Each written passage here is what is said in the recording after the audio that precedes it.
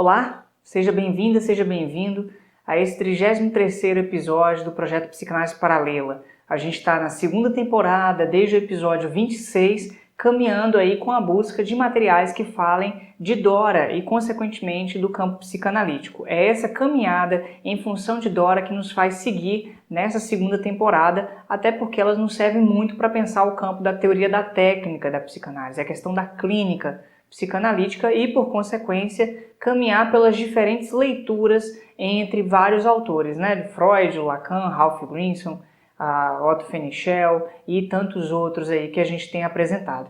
E antes de começar, eu queria só colocar duas coisas, assim. Uma delas é em relação a um aspecto da produção do material que você deve estar percebendo, e que eu tenho falado sobre isso, que é a iluminação e o cenário, né?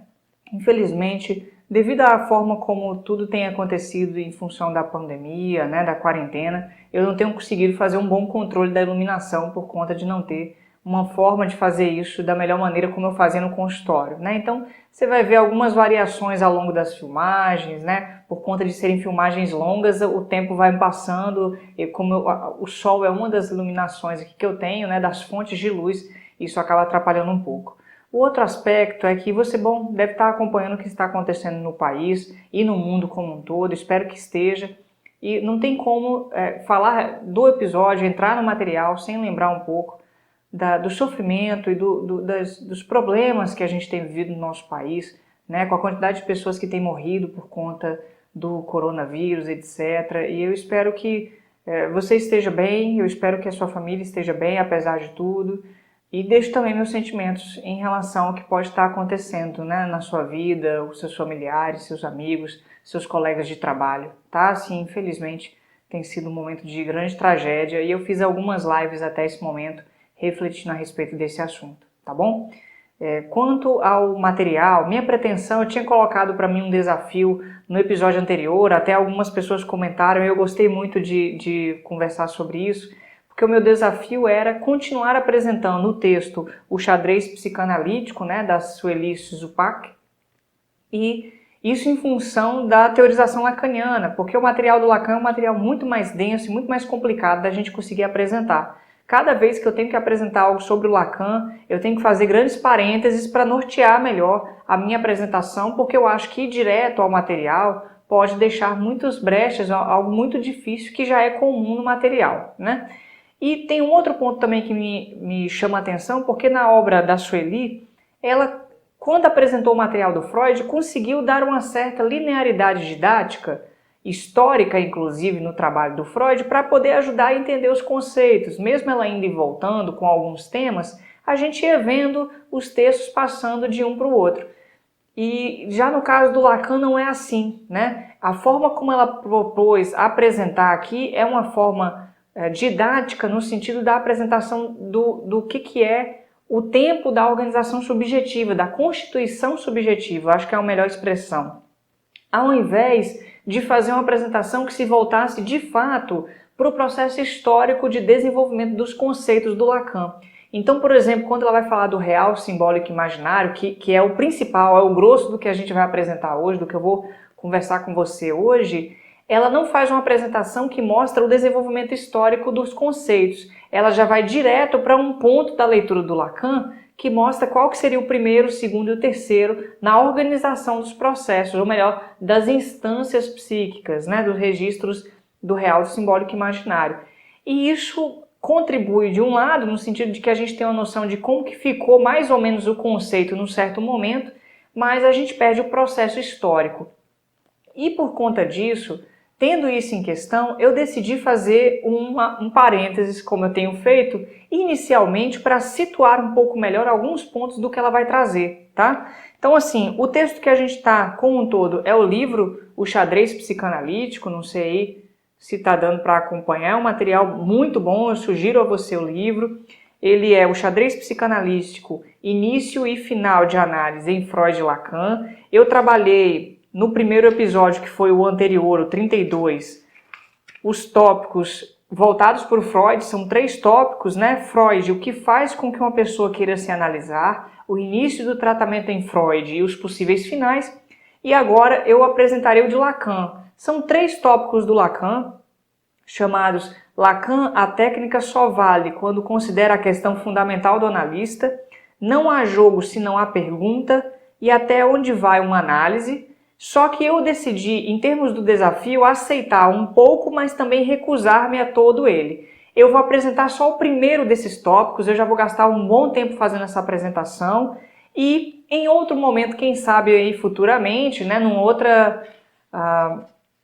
momento do projeto como um todo, eu volto para apresentar os outros tópicos, né? Depois de ter situado outros aspectos que, embora os tópicos que ela coloque, os subtópicos, sejam minimamente compreensíveis, como é um material condensado, tem muito material difícil aqui, muitos dos quais eu sequer li ainda.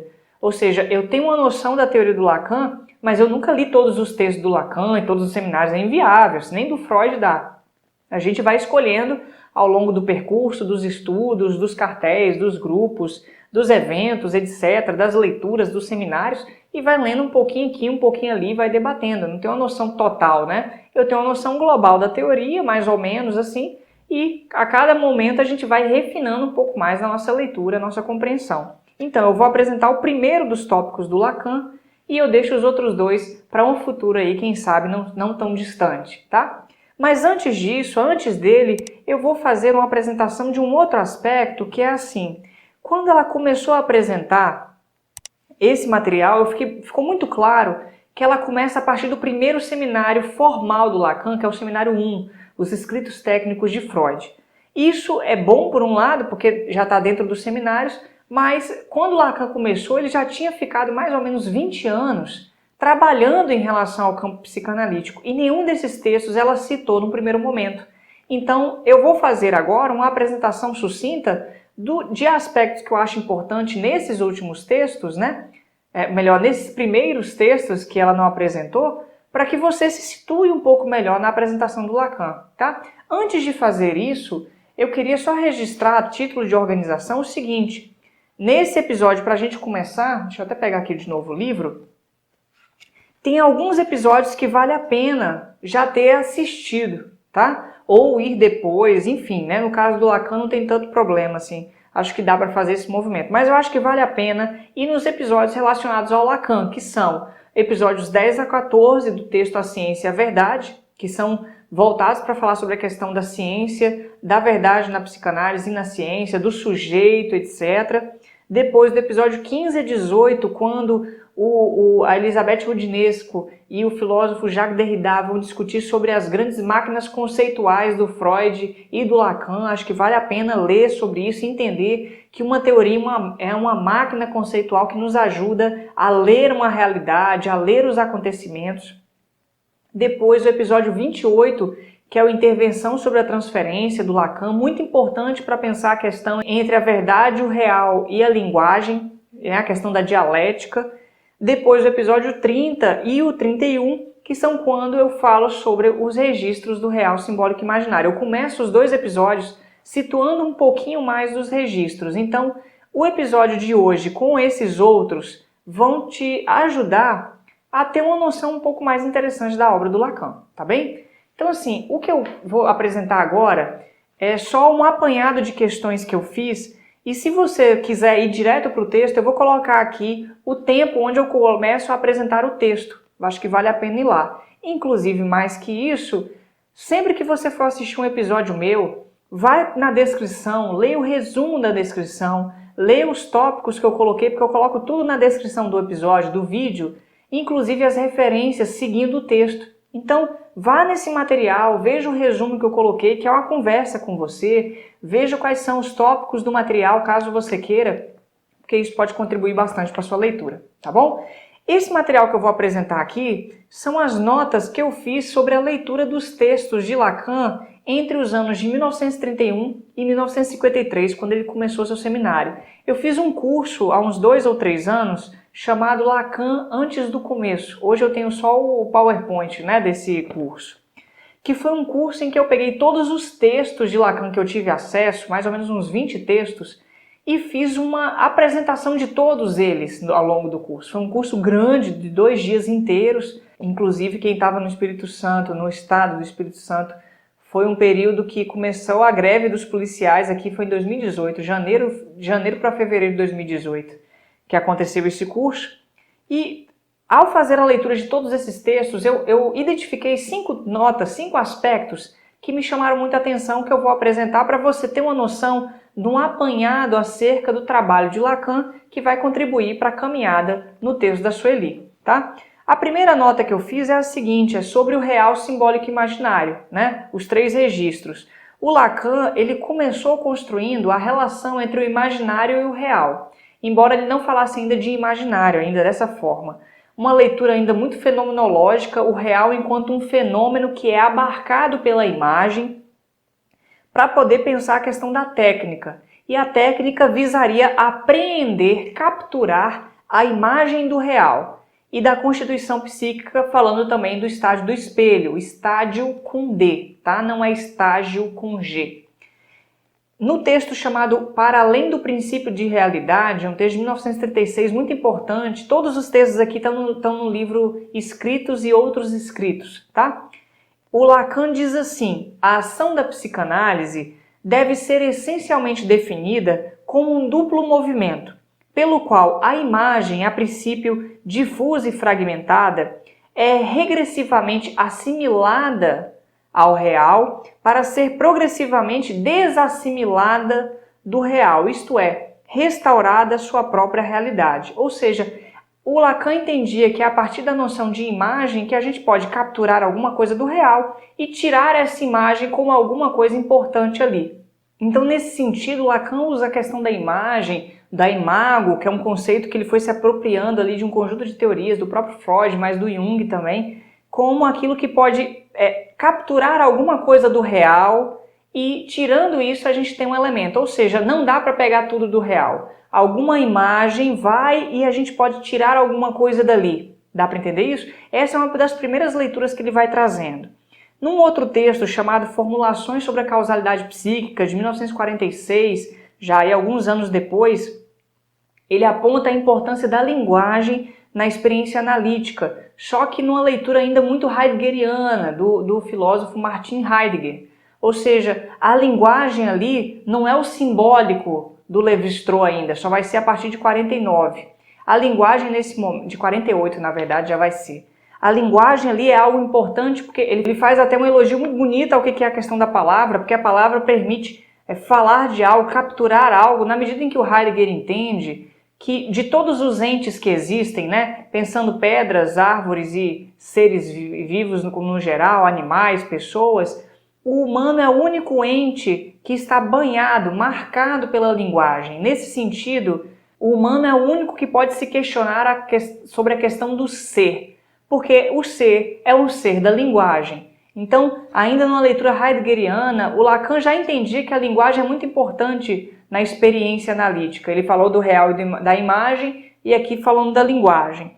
A partir do final dos anos 40, 1948 adiante, ele começou a falar sobre o simbólico, que aí o Lévi-Strauss tinha voltado dos Estados Unidos, do doutorado que ele fez com Roman Jakobson, e aí ele o Lacan teve acesso à tese de doutorado, que são as estruturas elementares do parentesco, ao texto Feiticeiro e Sua Magia, ao texto A Função Simbólica. E aí o texto Feiticeiro e Sua Magia eu apresentei, inclusive, no episódio 4 do Psicanálise Paralela. Então todos os textos, a partir desse período, né, a agressividade em psicanálise, a intervenção no primeiro congresso de psiquiatria, o estágio do espelho como formador da função do eu, intervenção sobre a transferência, que foi o que eu apresentei, a introdução teórica às funções da psicanálise em criminologia, função e campo da fala e da linguagem em psicanálise, todos esses textos posteriores a 1948 até 1953, o Lacan já está falando de simbólico e não mais sobre linguagem ali, né? A linguagem marcada pela estrutura simbólica. Então aí a gente já vê um pouco dessa articulação entre os 3 registros, até ele chegar nesse ponto aqui da apresentação da Sueli, que é quando o Lacan já está com a outra concepção um pouco mais articulada, é quando ele propõe a articulação do simbólico, do imaginário e do real, com a letra S do simbólico primeiro. É o simbólico, o imaginário e o real. Ou seja, o simbólico está podendo articular alguma coisa da imagem em relação ao real. Diferentemente de quando Lacan coloca o real primeiro, o real simbólico imaginário, que ele já está colocando a primazia e o foco na questão do real também. Então, até a forma como ele coloca as letras mostra uma mudança da perspectiva dele. Então, se alguém pergunta para mim assim, Flávio, como definir, qual que é a sua definição dos registros? Eu não sei dizer puramente ou simplesmente porque ao longo da obra de Lacan, ele vai como se fossem 3 roldanas, colocando ênfase e girando um pouco uma delas e, por consequência, girando as outras 2 também. Então, no primeiro momento ele fala sobre o eixo imaginário, que é até 1953, depois ele vai falando de simbólico, depois ele fala de real, depois ele fala do imaginário de novo. Então, o tempo todo ele vai dando ênfase para um ou outro dos registros ou colocando uma outra leitura, outros conceitos para poder ler todos esses registros, entende? Então, a gente tem muitas diferenças. Uma segunda nota é sobre a questão da verdade, que eu até venho falando, eu falei na intervenção sobre a transferência, o episódio 28, que é um tema muito importante para o Lacan. E o Lacan já se interessava pela questão da verdade, pelo menos desde 1936, no texto que eu falei, que é o Para Além do Princípio de Realidade. Ele diz assim que o cientista letrado, por ignorar o quanto a sua verdade é relativa às muralhas de sua torre, ele mutila o que do real lhe é dado a apreender. Então percebo que ele está dizendo é que o cientista ignora que a verdade não diz respeito ao real. A verdade é o que o cientista abarca do real a partir das muralhas de suas torres, ou seja, é em função dos instrumentos, dos conceitos, dos termos dos cientistas que eles podem apreender alguma verdade. Mas essa verdade não é o real, é alguma coisa que conseguiu ser capturado dele e já está alterado pelos próprios instrumentos, pelos próprios conceitos dos cientistas. Que essa é a concepção mais importante para a gente pensar. A verdade é aquilo que tanto a imagem quanto a linguagem capturam do real. Mas depois ele vai colocando ênfase no simbólico, na linguagem. Ele fala, por exemplo, do quanto que o Freud se submeteu ao real, reconhecendo o testemunho do sujeito. E aí, pensando em outros materiais, no texto Formulações sobre a Causalidade Psíquica, o Lacan associa a verdade ao ser do homem, ao Dasein, Dasein enquanto ser aí, o ser aí da linguagem que se manifesta no momento próprio que eu falo com um outro, Alguma coisa aí comparece e não é mais alguma coisa que eu já sabia, ele se comparece no momento mesmo em que se fala. Então a verdade está aí colocada nessa linguagem. Ele fala depois no texto sobre introdução teórica às funções da psicanálise em criminologia, que a revelação em movimento da verdade é realizada no diálogo, ou seja, ele vai caminhando aí com a noção do que é a verdade, associando-a cada vez mais ao diálogo, ao discurso, Depois ele vai falar no texto sobre sua intervenção no primeiro congresso de psiquiatria, que a psicanálise deve ser vista a partir da questão da verdade, no movimento do discurso, No Intervenção sobre a Transferência, ele fala que a psicanálise gira em torno da verdade como o nome ideal que o discurso introduz na realidade. Olha só, o discurso introduz na realidade, no real ali, mas a realidade ele vai mudando também a concepção de real para pensar. Depois ele fala no Função e Campo que a verdade se revela na fala presente, e a psicanálise constitui sua emergência no real. Perceba aí que a verdade tem uma relação com o real e a palavra é o que vai alcançando alguma coisa disso. Então a verdade não é objetiva, não é concreta, não é um fato histórico, Uma terceira nota que eu fui identificando se chama a questão da psicanálise como uma psicologia concreta. Isso é muito importante também, porque a Elizabeth Roudinesco, na biografia que ela faz do Lacan, ela disse que o Lacan foi muito influenciado pela obra do George Pulitzer, que são a crítica dos fundamentos da psicologia. E o Pulitzer fazia uma crítica dizendo que a psicologia estava produzindo muitos conceitos mentalistas. E conceito mentalista não é algo com o qual a gente pode trabalhar. Por exemplo, o inconsciente freudiano, libido, id, ego, superego, essas coisas que estão dentro, a gente não pode fazer nada com isso. A gente só consegue trabalhar com conceitos que possam falar de relações concretas, de acontecimentos concretos na realidade. E aí o Lacan foi muito influenciado por isso, não é à toa que ele foi pensando nos registros do simbólico imaginário do real, porque eles lhe serviram para pensar em aspectos mais concretos, E aí eu fui identificando alguns pontos que ele vai falando disso. Por exemplo, quando ele foi na tese de doutorado, lá em 1932, ele se interessou pelo conceito de supereu e pelo de ideal do eu, mas não se interessou pelo conceito de id, de isso, naquele momento. Porque isso, é o reservatório da libido. Ele não gostou da palavra libido, do conceito, melhor dizendo, de libido. Ele fez correções. E o supereu interessou a ele porque ele diz assim, o supereu pode ser identificado a partir da culpa, que é um processo concreto. A culpa é uma manifestação concreta nas relações do indivíduo. Então, ao invés de ficar na perspectiva do supereu enquanto uma consciência moral, ele ficou com a perspectiva do supereu por uma outra via. Então, ele foi caminhando pelos conceitos de Freud que pudessem servir para ele poder pensar uma psicologia concreta para a psicanálise. Quando ele, por exemplo, fala que o eu, na verdade, pode ser entendido de duas formas, enquanto o ego, o eu moá, e o eu enquanto o G, sujeito do conhecimento. Isso porque no francês tem duas palavras que se referem à palavra eu. Uma se chama moi e a outra se chama G. A moi é uma palavra que coloca a pessoalidade no processo, enquanto o G é a palavra ativa do processo. Então o francês fala muito assim, eu gosto disso, eu faço isso. Então são dois eus aí se colocando. Um primeiro eu é esse eu passivo pessoal, passional, que é o eu moi, que é um eu que é um mero objeto aí de representação. Enquanto o outro eu é um G, é um eu enquanto sujeito ativo, que é esse eu enquanto sujeito ativo, um sujeito do conhecimento, que o Lacan vai se apropriar para falar do sujeito do inconsciente, do sujeito dividido, que é um ponto importante para a gente, né? Então essa diferença entre um e outro é muito importante para trazer uma noção de uma psicanálise enquanto uma psicologia concreta. Ele vai utilizar os termos imagem e imago para pensar no lugar da psicanálise, inclusive no lugar do inconsciente. Tem uma hora que ele fala assim no texto sobre as formulações sobre a causalidade psíquica, né? Embora a doutrina exprima os efeitos dos complexos na noção inerte e impensável de inconsciente, naquele momento antes do Lévi-Strauss, que era 1946 aqui, ele teve contato com Lévi-Strauss em 48, 49, Lacan sequer falava da palavra inconsciente, ele falava muito de imago, porque inconsciente era o quê? Era a mente.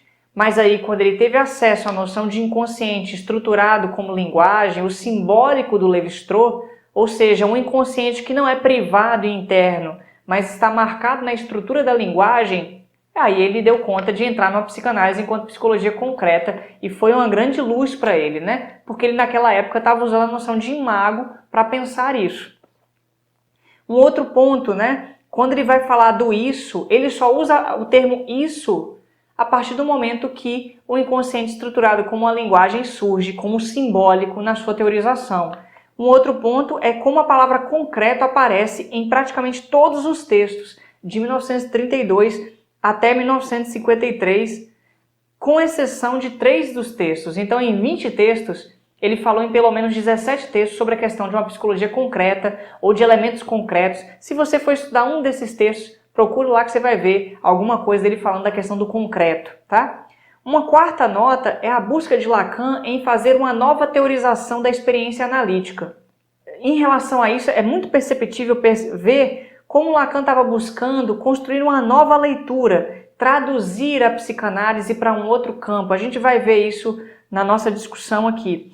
E num dos materiais, que é a intervenção no primeiro Congresso Mundial de Psiquiatria, 1950, esse texto, ele fala assim: recorramos, pois, para compreender nossa experiência, essa é a ideia dele, aos conceitos que nela se formaram, e se tivermos que buscar apoio noutra ciência, que seja na linguística. Então perceba, ele foi em outros campos, na linguística, no surrealismo, na filosofia, na sociologia, etc., nas artes, para poder pensar a psicanálise. Então ele não foi de dentro para fora, como fez a Anna Freud, como fez a Melanie Klein. Ele foi de fora para dentro, ele foi pegando outros elementos, trazendo para a psicanálise e fazendo uma nova construção teórica ali.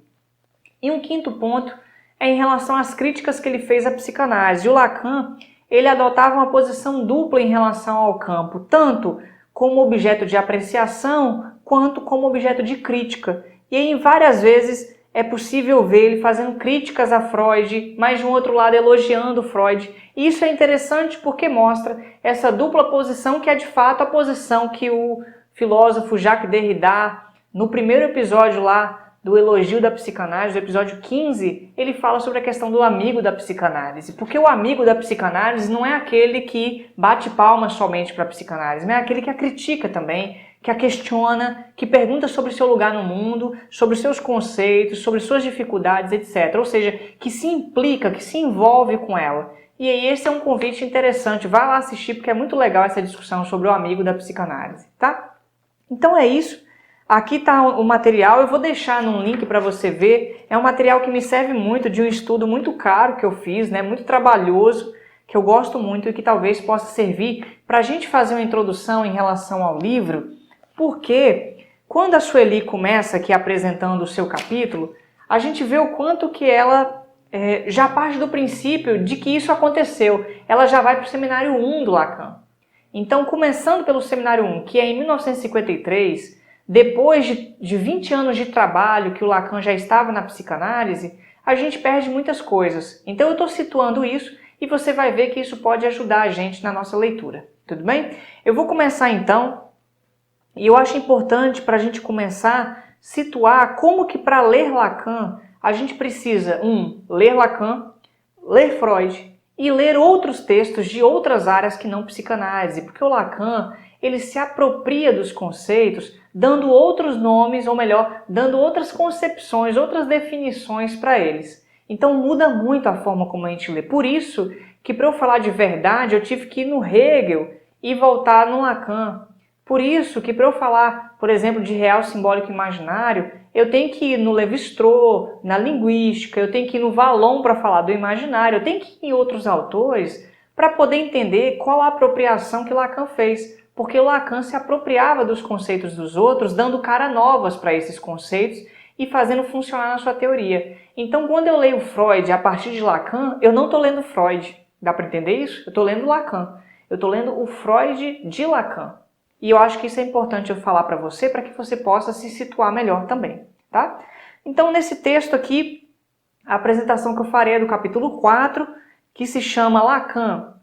A técnica só vale quando considera a questão fundamental do analista. Portanto, já está aqui dada de antemão a questão. Não se trata do paciente, se trata da posição do analista. É o analista a questão fundamental, porque é o analista que faz com que exista inconsciente, é o analista que faz com que exista a escuta, é o analista que provoca o paciente a se situar numa posição de ignorância, é o analista que aponta, que convoca o paciente a escutar de outra forma as suas manifestações, etc. Portanto, é o analista que faz o processo andar, pelo menos de antemão. É isso que a gente tem que pensar, né? Então, é aí que já está o começo da nossa reflexão. E aí ela diz o seguinte: a teoria da técnica não se confunde com a prática da psicanálise. Óbvio, porque a teoria da técnica é uma teoria que pensa a técnica. Outra coisa é a prática. E na psicanálise, a teoria da técnica não diz o que fazer. Ela, na verdade, coloca um conjunto de questões para a gente poder refletir, de conceitos e elementos para a gente pensar na técnica. Uma é necessária à outra, mas uma não restringe-se à outra. A teoria da técnica deve ser avaliada no caso a caso. Então, você estuda a teoria da técnica para que você, durante o processo da análise, escutando o paciente, possa se posicionar de um ponto ou de outro, de uma forma ou de outra ali nesse processo.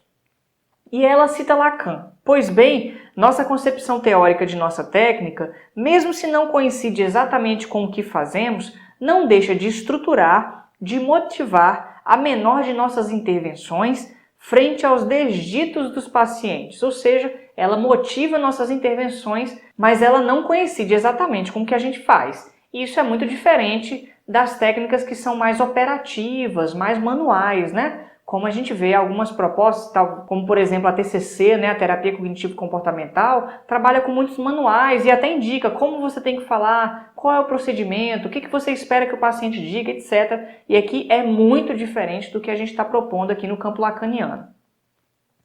A Sueli então cita um pouco mais do Lacan dizendo: certamente a análise como ciência é sempre uma ciência do particular, ou seja, a psicanálise na visão do Lacan é uma ciência do particular, ali nos primeiros seminários. Depois ele vai trazendo novas questões. Só para lembrar que os episódios 10 a 14 do texto A Ciência e a Verdade foram de 1966, né, esse texto. Aqui a gente está em 1953, então tem 13 anos de diferença na reflexão que o Lacan está fazendo sobre a questão da ciência.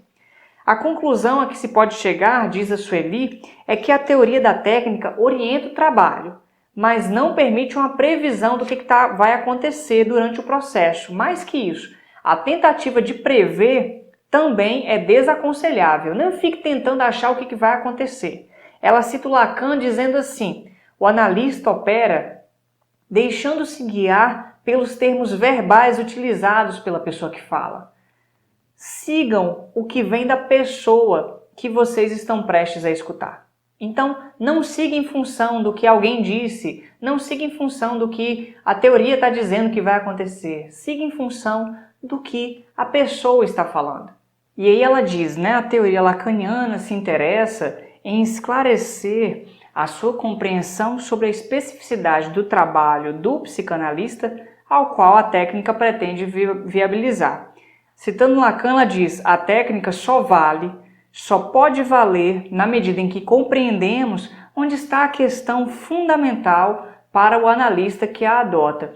Ele fala algo não exatamente assim, mas próximo disso, lá no texto da Ciência e a Verdade, nos episódios 10 a 14, principalmente no 10, eu acho, quando ele vai mostrando o Lacan, né, que é o analista que instaura o processo. É a partir do analista que coloca a questão do sujeito, quando ele diz, por nossa posição de sujeito somos sempre responsáveis, ou seja, nossa posição enquanto o suporte, a noção de sujeito que a gente tem, ou quando ele diz que o analista insere o objeto A na divisão do sujeito entre verdade e saber, é o analista que faz com que essas questões compareçam no processo da análise. Então eu acho que é muito importante a gente ter isso em mente, né? O Lacan está falando com psicanalistas. E aí a gente entra no primeiro tópico do texto, depois dessa introdução bem sucinta, quando ela diz que o tema que é o seguinte: sujeito não se confunde com a noção de indivíduo.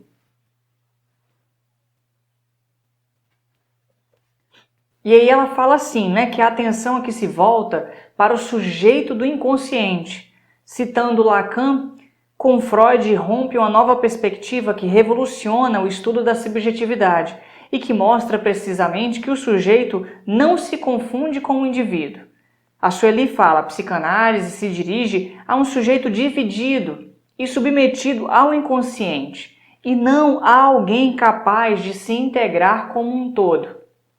Esse sujeito dividido não faz referência somente à condição particular do neurótico, e sim à própria existência do inconsciente que o determina. Então, o sujeito dividido não se trata do organismo, da pessoa, do cérebro, da mente, do inconsciente freudiano. O sujeito dividido se trata da concepção lacaniana sobre o sujeito, que entende que existe uma divisão estrutural, né, nesse sujeito, por conta da relação entre os registros do simbólico imaginário e real, principalmente entre o real e o simbólico. Ou seja, existe uma divisão e, nesse sentido, essa divisão marca um sujeito que não é uma coisa nem outra, que está marcado no jogo significante, que não se confunde com quem está falando, porque uma coisa é quem está falando com a gente, outra coisa é o que se manifesta ali na sua fala, outra coisa é a emergência desses processos na fala. E aí ela cita o Lacan, que diz assim: o sujeito como tal, funcionando enquanto sujeito, é outra coisa e não um organismo que se adapta. E aí a gente já vê que o Lacan abre mão de uma teoria orgânica, organicista ou biológica para pensar o biopsicossocial, para pensar a noção de sujeito, né? A Sueli diz: é por ocupar-se de outra coisa que a psicanálise se diferencia das psicoterapias. Olha só essa discussão aí que ela está trazendo, citando o Lacan, que fala assim: psicoterapia sempre foi realizada sem se saber muito bem o que fazia, mas seguramente fazendo intervir a função da palavra. A ordem instaurada por Freud prova que a realidade axial, fundamental do sujeito não está no seu eu, no seu ego. Intervir substituindo o eu do sujeito, como uma certa prática da análise das resistências sempre o fez, é sugestão, não é análise. E aqui, só nessa frase já tem uma pancada de coisa, né? Porque o Lacan está dizendo que, pronto, a psicanálise não é uma psicoterapia, que a psicoterapia faz uso da palavra, mas ela faz pela via da sugestão, ou seja, fazendo a análise das resistências do ego, ao invés de focar na questão do sujeito, que é o sujeito do inconsciente, que é o sujeito dividido. E aí a gente pensa, o Freud, até no episódio 8 do projeto que eu apresentei, né, o Explicações, Aplicações e Orientações, ele disse que a psicanálise é uma psicoterapia. Mais que isso, ele fala, nos últimos textos que eu fui apresentando, até no texto da Sueli, fica claro no episódio 32, o anterior, que o Freud diz que a psicanálise tem por intuito fazer a análise dos conflitos inconscientes entre o ego e o id, mas para analisar os conflitos entre o ego e o id, é necessário fazer a análise das resistências, ou seja, analisar os mecanismos de defesas que o ego usa para fortalecer o ego, criar novos mecanismos para que ele possa lidar melhor com as pulsões do id, com as buscas, né, de satisfação que o id faz.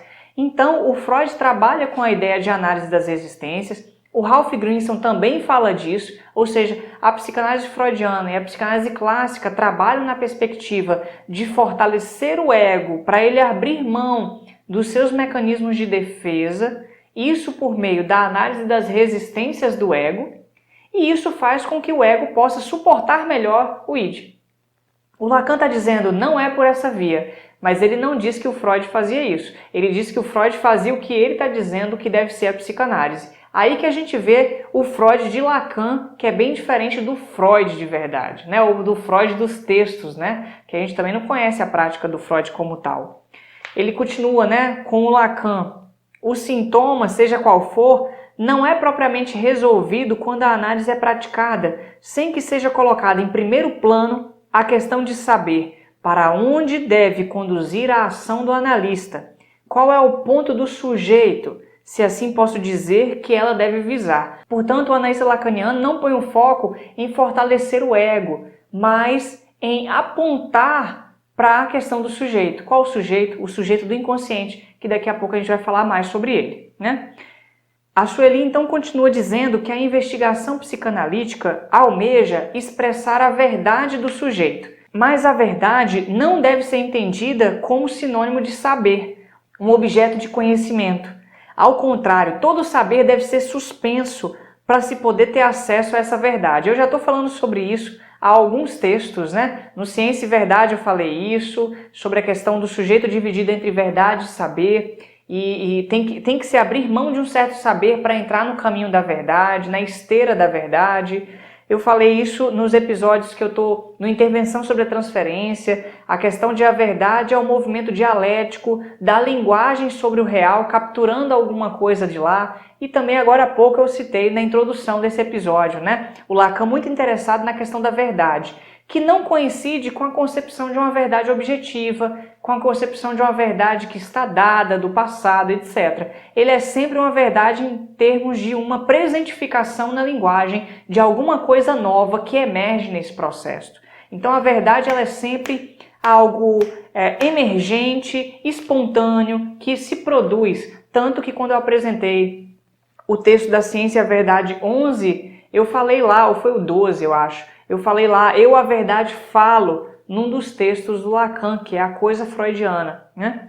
A Sueli então cita o Lacan dizendo assim, trata-se da realização da verdade do sujeito como dimensão própria que deve ser isolada em sua originalidade em relação à noção mesma de realidade, ou seja, a verdade não é a realidade, a verdade é alguma coisa que a gente consegue apreender do real por meio da linguagem, que no começo o Lacan falava que era por meio da imagem. Então ele foi mudando ao longo da sua teorização.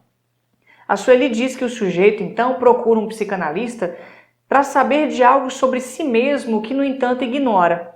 É o analista que vai poder trabalhar isso. E o Lacan fala que a ignorância é uma noção dialética importante que compreende, ela participa da perspectiva da verdade, na medida em que é necessário que eu abra mão de um certo saber para que eu entre no funcionamento da questão da ignorância e, portanto, da verdade. Eu abro mão de um saber consolidado que eu tenho, que os outros falaram, que eu li, que eu estudei, para poder entrar e me engajar no processo da minha fala, na medida em que na minha Constituição eu fui marcado pela linguagem. É disso que a gente vai falar daqui a pouco no campo simbólico, né?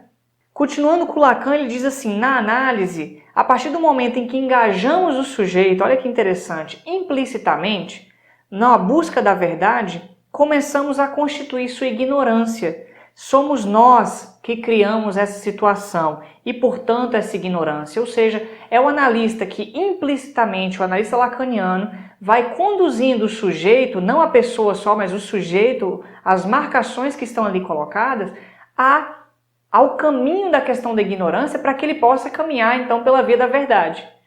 Como? Escutando o paciente, perguntando sobre um termo e outro, apontando um ato falho e perguntando sobre isso. O que você acha que foi isso? Como é que é isso aqui? Entendendo que o significante, a palavra, não tem um significado próprio, fechado, e, portanto, pode produzir equívocos e estranhamentos, e trabalhar nessa via de questionamento do saber para que o sujeito possa caminhar pela via da verdade. Olha que interessante essa perspectiva, que não é a mesma perspectiva do Freud, mas que elas se dialogam, né, na medida em que a associação livre é um ponto importante. A Sueli, então, continua dizendo que o foco não se dirige a recuperar um saber objetivo, mas ao processo que gera o desconhecimento. Porque aí o paciente vai entrar na via do conhece-te a ti mesmo, né? Então, a via da psicanálise lacaniana não é a via de ensinar, de dar saber para o paciente, mas a via de colocá-lo no caminho do desconhecimento para que ele possa produzir alguma coisa da verdade acerca de si próprio, né? Citando Lacan, ele diz assim, na análise, a verdade surge através do que é o representante mais manifesto do engano, o lapso, a ação a que se chama impropriamente falha, porque de falha não tem nada, é um lapso e serve muito bem. Ainda no Lacan, no interior do que se chama associações livres, imagens dos sonhos, sintomas, manifesta-se uma palavra que traz a verdade. Olha só que interessante. Aqui, a Sueli diz, a verdade é o que o inconsciente expressa. Eu não sei se ele expressa ou ele revela. Eu acho que ele revela é melhor, até porque ela comenta um pouco mais à frente. E aí a gente tem o primeiro tópico desse texto, né? O inconsciente revela algo e a gente colhe isso no contexto da análise. Esse é o grande ponto que está em questão. Ela então entra no segundo tópico desse capítulo, que se chama o sujeito reconstrói sua história. Então o primeiro tópico é para falar que o sujeito não é um indivíduo, e o segundo que é para falar que o sujeito reconstrói sua história, portanto, a relação do sujeito com a história. Ela diz assim que para Lacan, a história não se remete a um passado, simplesmente a ser lembrado, como era no caso do Freud, né? Não se trata só de preencher as lacunas da memória. Pega lá Freud no primeiro episódio do Paralela, né, lá no episódio 1, algumas lições elementares de psicanálise, ele fala no último momento que o objetivo da psicanálise é preencher as lacunas da memória. Percebe isso? Preencher porque alguma coisa não está mais ali. Então é recordar, é lembrar ou construir alguma coisa para colocar no lugar. E aqui o Lacan já está na perspectiva de que não existe lembrar aí em questão. Sempre vai estar no sentido de uma construção nova.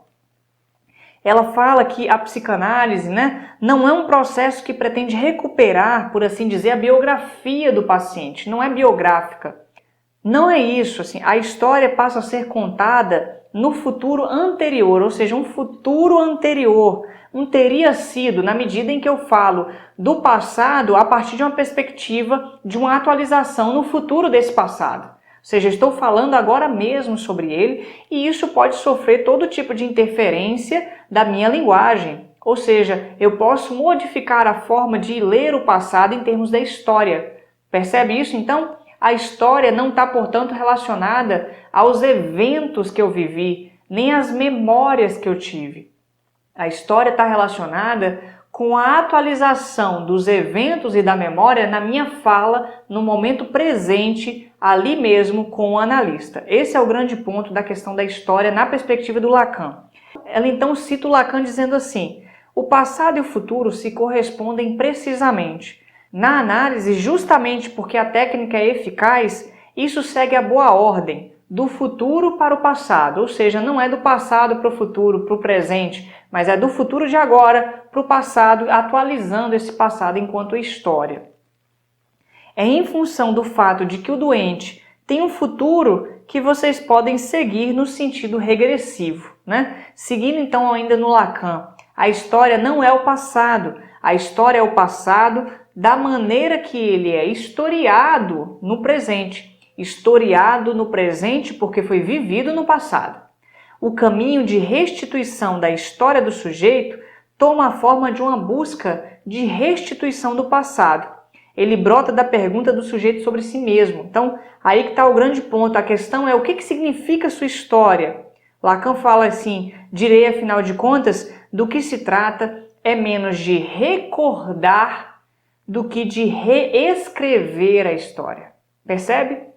Reescrever na medida em que possibilita dar uma continuidade, uma novidade para essa história que não simplesmente os eventos do passado, né? Se trata de inventar história? Em certa medida sim, mas é dar uma outra cara para ela no processo analítico, né? A partir da escuta, da intervenção dos atos falhos, do sintoma, dos xistes, etc. Do inconsciente, do sujeito do inconsciente.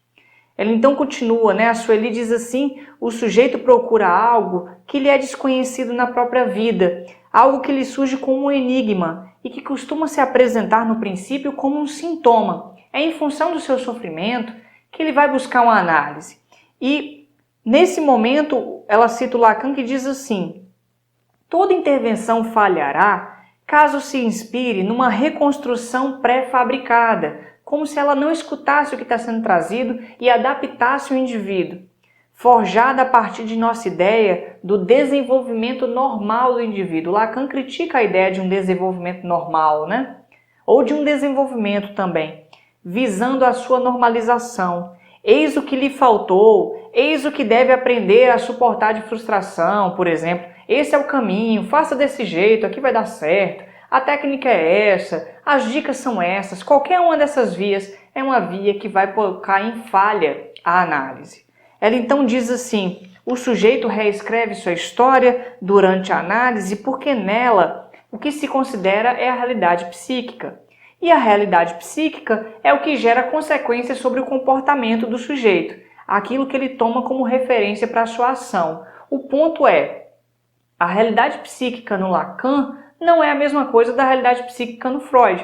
A gente viu lá atrás que a realidade psíquica no Freud tem a ver com o campo da fantasia, né? As fantasias inconscientes sexuais, infantis, que a criança vai constituindo ali para dar conta da sua realidade. Aqui, para a gente pensar a realidade psíquica, a gente vai precisar articular não os conceitos de id, ego, superego, libido, instinto, né? Mas de real, simbólico e imaginário. E aí a gente entra no terceiro ponto desse capítulo, que é o maior ponto e o mais denso, para a gente poder discutir um pouco sobre os três registros. Tudo bem?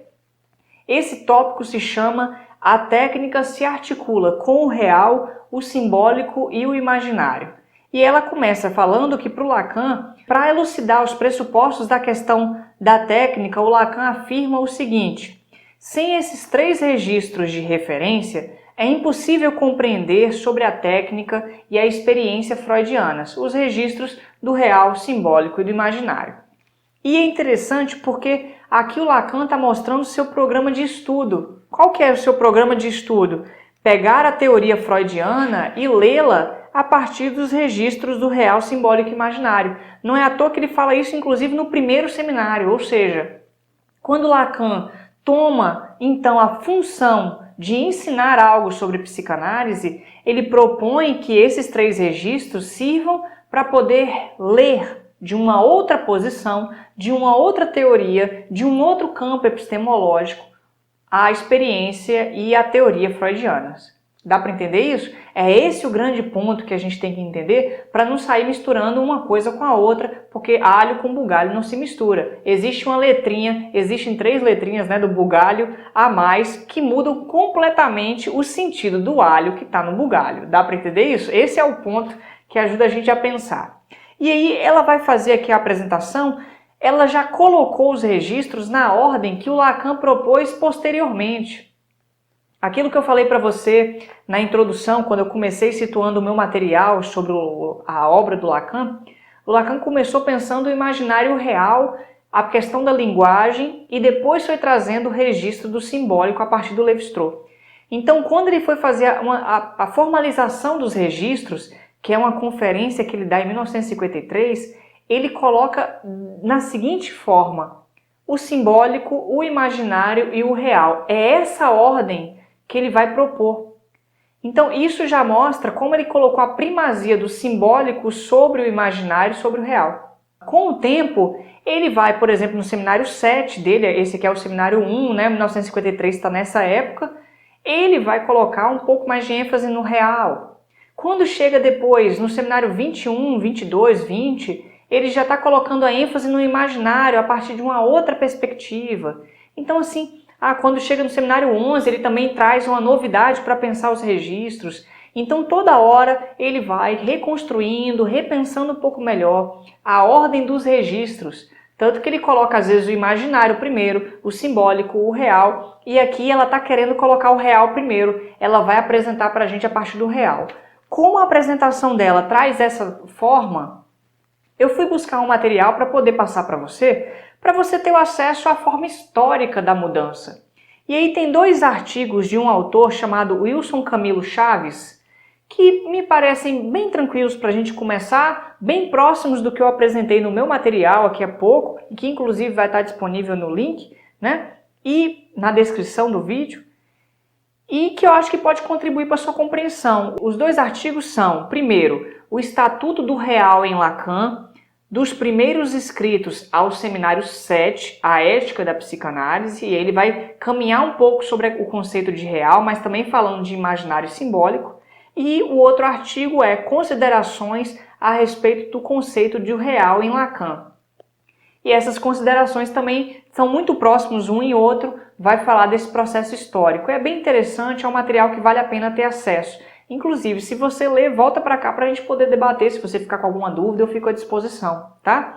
Então, para começar, ao invés dela começar falando da relação entre imaginário e real, depois vir no simbólico, ela começa falando do real. Ela faz um movimento para ir aqui num texto do Freud chamado Projeto para uma Psicologia Científica, que está lá no volume 1 do Freud. E eu conheço mais ou menos o texto, mas eu nunca fiz uma leitura muito densa dele, então eu não vou explicar. Já estou aqui dizendo claramente que eu estou omitindo essa informação, que eu acho que é importante que você possa ler no futuro, que você saiba que eu estou fazendo isso. Eu tenho apontado muito no projeto Psicanálise Paralela que a leitura implica em omitir algumas coisas e colocar outras. Nos episódios lá, por exemplo, episódio 17, eu estava falando da questão do Arconte, do Hierochalme, da leitura do Freud e de como quem define a leitura de um material, quem conta esse ponto, acaba definindo pela questão do poder de estar com o material o que vai apresentar ou não. E eu também acabo fazendo isso. Por mais que eu tente abrir alguns aspectos, eu acabo deixando outros de lado. O que eu tenho feito de diferente é tentar falar sobre isso. Assim, eu estou omitindo porque eu não tenho uma leitura tão boa para falar sobre isso.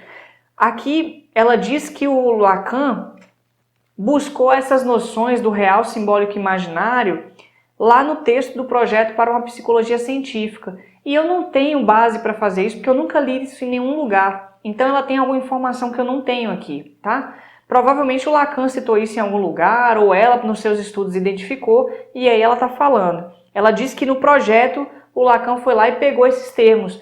Eu, como vim pela leitura histórica dos textos de Lacan, eu vejo que não tem nada a ver com o projeto. Assim, ele nunca citou o projeto, ou ele citou e eu não vi, assim, pode ser também, Mas eu não vi ali, eu vi na verdade outras referências. Eu vi Heidegger, eu vi Henri Vallon, eu vi filosofia, eu vi um conjunto de outras leituras, Lévi-Strauss, Jacobson, Ferdinand de Saussure. Eu vi outras leituras para ele poder pensar os registros, Então, enfim, eu deixo isso como uma questão para a gente poder procurar. E aí ela vai falar do real no Lacan, a partir dele, que eu acho que é mais fácil de eu começar. Ela, paradoxalmente, Ela fala assim, para o Lacan, o que se situa na organização psíquica como princípio lógico, mítico, porque inalcançável é o registro do real. O real, ele é inalcançável. Ele faz parte da articulação com os outros registros, mas ele é inalcançável como um todo. Portanto, alguma coisa sempre falta. Essa é a grande questão do real que está aí colocada. No centro desse real, o Lacan colocou como aquilo que é um motor que propaga energia para outros lugares, está a coisa freudiana. E a coisa, no Freud, ela é um objeto alucinado nas primeiras satisfações da criança, no momento de contato com o primeiro cuidador, que esse objeto, ao mesmo tempo, é perdido porque é uma alucinação satisfatória, de puro prazer, mas se perde porque isso não encontra nenhum objeto da realidade que possa dar conta de retomar ou de repetir essa experiência. Então, o indivíduo vai estar sempre marcado por uma experiência de satisfação perdida, e aí o objeto você talvez entenda é a mãe, né, em termos do seio materno, e vai sempre estar em busca de repetir essa satisfação. Essa é a forma freudiana de entender o que é essa coisa. A gente é insatisfeito por natureza na medida em que a gente alucinou no primeiro contato com esse objeto materno, esse objeto de satisfação que está perdido, mas é bem por estar perdido que ele continua fazendo parte da nossa experiência, enquanto uma experiência de buscar repetir esse processo. O Lacan pega esse termo e insere no centro da discussão da questão do real, ou seja, a falta, um objeto de satisfação perdido ali no centro do processo, provocando toda a coisa. A coisa é a tradução para o português do Das Ding do Freud. Esse real, ele é inatingível e ele impulsiona o sujeito. O real, diz Lacan, é o impossível, porque é inalcançável. Alguma coisa está lá sempre como falta. Então olha esse primeiro registro aí que está colocado na teorização lacaniana para a gente pensar o nosso paciente. É esse o grande ponto, tá? Ela então cita Lacan dizendo assim: o real é o que retorna sempre ao mesmo lugar. Isso aqui já está no seminário 7, mas eu não li o seminário 7, né? Eu tenho leitura do outro seminário. E ela fala, ele está no mais interior e ao mesmo tempo é percebido como mais exterior, exatamente por não se ter acesso direto a ele. É isso que o Lacan cunhou um termo chamado existência. Por quê? É um termo que aponta para a existência, faz parte da existência, mas tem um ex aí, ou seja, está fora. Ele está na existência enquanto fora. Ele não está fora como um todo, ele está na existência, mas não pode ser alcançado por essa existência, embora ele produza todo tipo de impacto na nossa experiência. A criança, inclusive, no começo, sofre com isso, né? Porque daí vem a angústia. Então, tanto que o Lacan fala assim, a angústia é o sinal do real, porque é uma abertura, é um rasgo, é um vazio, é um buraco, né? Ela então continua dizendo assim, Das Ding, a coisa na teoria de Freud aponta para a experiência do sujeito junto a quem lhe auxiliou no começo da sua vida, no momento da criança desamparada, no começo dessa experiência vital. Só que essa experiência marca a criança, deixa marcas psíquicas no funcionamento dessa criança. E essas marcas vão produzir um conjunto de efeitos. Citando Lacan, ele fala assim, pois esse Das Ding está justamente no centro, no sentido de que é excluído. O centro não é completo, o centro é um buraco, tipo o olho do furacão, tipo o centro de um buraco negro. Ou seja, é um buraco, ele engole as coisas, ele puxa. Mas aqui no caso ele está movendo, ele mobiliza o processo, ele mobiliza os acontecimentos. Isso quer dizer que na realidade, Lacan falando ainda, ele deve ser colocado como exterior.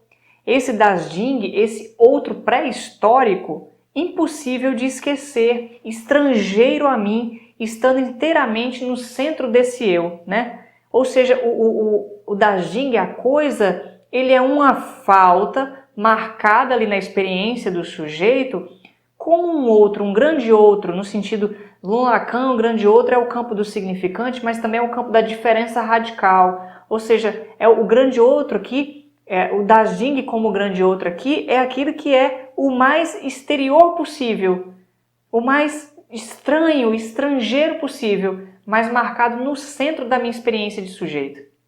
Dá para entender isso? Ela então segue dizendo que das Ding é a causa do comportamento do sujeito e não pode ser analisável, sendo anterior ao estabelecimento do recalque. Por isso que é o outro pré-histórico, porque a história só começa com a linguagem no Lacan. A história não é o tempo só. A história é marcada a partir da historicidade da linguagem. A criança, no primeiro momento, ela não está ainda na linguagem, ela é marcada pelo contato com o outro e isso vai deixando marcas, constituindo esse campo aí que vai dar base para construir o campo da linguagem no futuro. Mas alguma coisa ali escapa a essa tentativa de articulação na linguagem e aí nós estamos no campo do real. Perceba que o real não é algo que a gente vai alcançar na análise. O real é algo com o qual a gente vai lidar o tempo todo na análise porque ele é sempre inalcançável. E ela continua dando uma explicação aqui que o Lacan fala. O sentido que o homem sempre deu ao real é o seguinte: é algo que se volta a encontrar no mesmo lugar, quer não se tenha estado lá ou quer se tenha estado, entende? Estando ou não estando, ele está no mesmo lugar. Olha como é que é paradoxal pensar o real no Lacan. Mas ele está sempre perfeitamente em seu lugar, quer nós aí estejamos ou não. E nossos deslocamentos não têm, em princípio, salvo alguma exceção, influência eficaz sobre essa mudança de lugar. Não dá para mudar o real.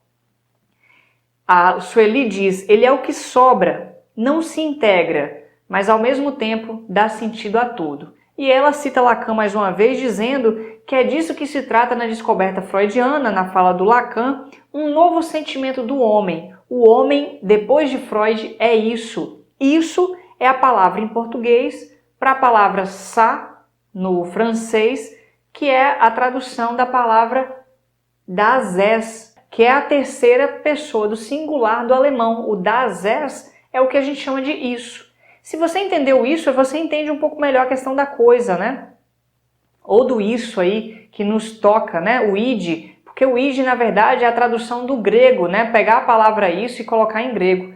A tradução mais derradeira, o melhor possível, é a da terceira pessoa do singular. O it, o ça, o das es, o isso. O isso é assim, quando eu estou conversando com você, nós estamos conversando sobre algo. Isso. Mas se isso comparece na conversa, ele já não é mais isso. Ele é um nós dentro da conversa, percebe? Por exemplo, nós dois estamos falando sobre uma terceira pessoa. Essa terceira pessoa, enquanto não está na nossa conversa, é isso. Se ele entra na nossa conversa, deixa de ser isso.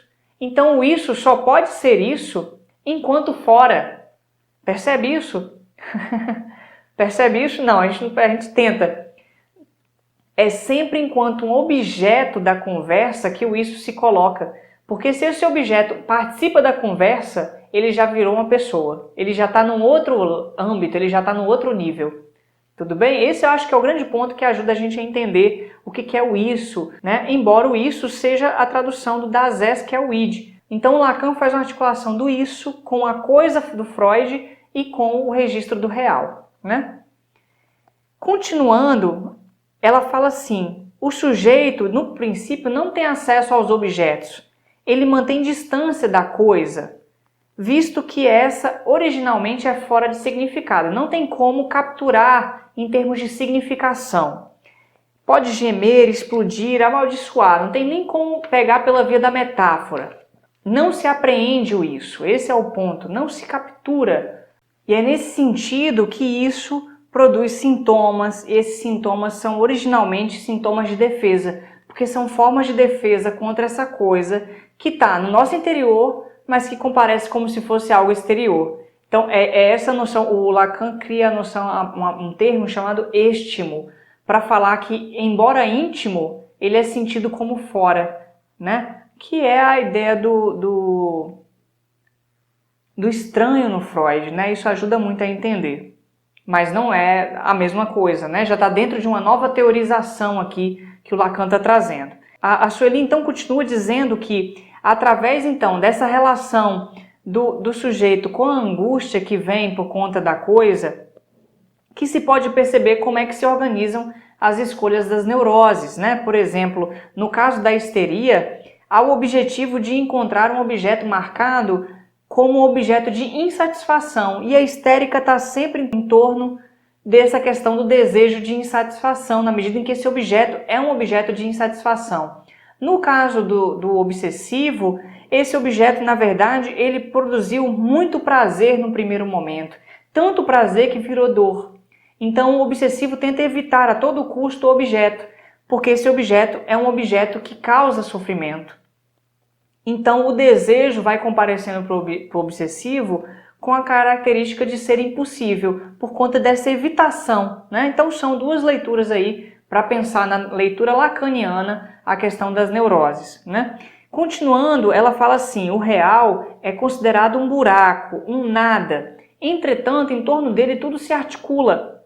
Fica aí demarcado um corte, uma ânsia entre o real e a linguagem. E aqui a gente está começando a passar do campo do real para o campo do simbólico. Tá? Por quê? A linguagem não dá conta de abarcar o real. A gente tenta capturar alguma coisa, mas nunca é possível fazer isso como um todo.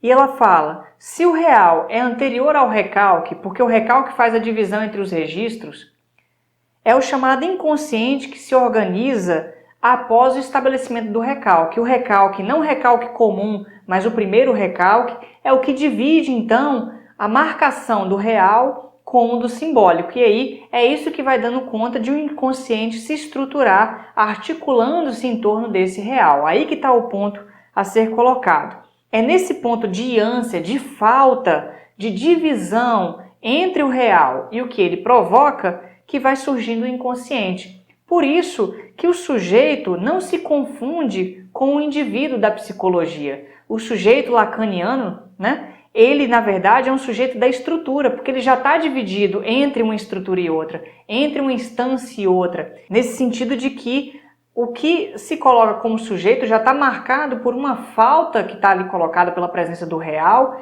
e é uma tentativa constante de articular alguma coisa disso, mas nunca consegue fazer isso. A submissão do sujeito ao real traduz-se num trecho que a Sueli traz pensando Lacan.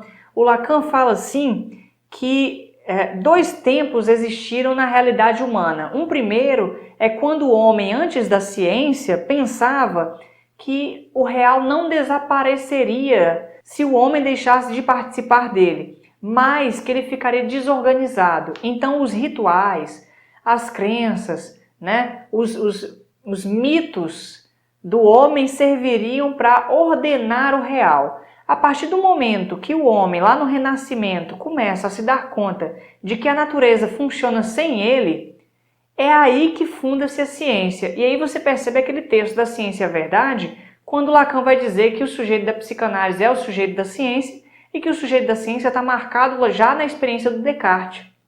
Ou seja, a partir do momento que o homem entende que a natureza funciona sem ele, e ele, portanto, pode estudar isso, é que ele pode pensar a questão da ciência enquanto tal. E aí ele vai trazendo isso para pensar essas noções aqui para a gente. A Sueli então diz que o real antecede aquilo que a gente pode denominar de humano. E aí ela cita o Lacan, que fala assim, antes mesmo que as relações se estabeleçam como sendo propriamente humanas, já certas relações estão determinadas.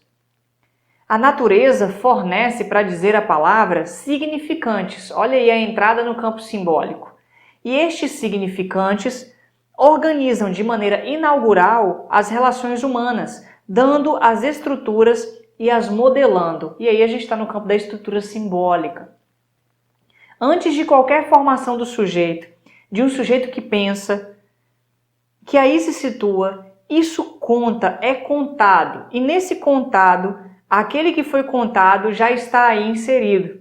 O sujeito, ela diz agora, é determinado antes da linguagem que lhe possibilita tornar-se humano. A linguagem vai vindo então como um processo, como um conjunto de significantes da natureza, que o homem se apropria e a partir disso entra na realidade humana de fato, né? No campo da ordem simbólica. Esse é o novo campo, o novo registro, didaticamente falando, né?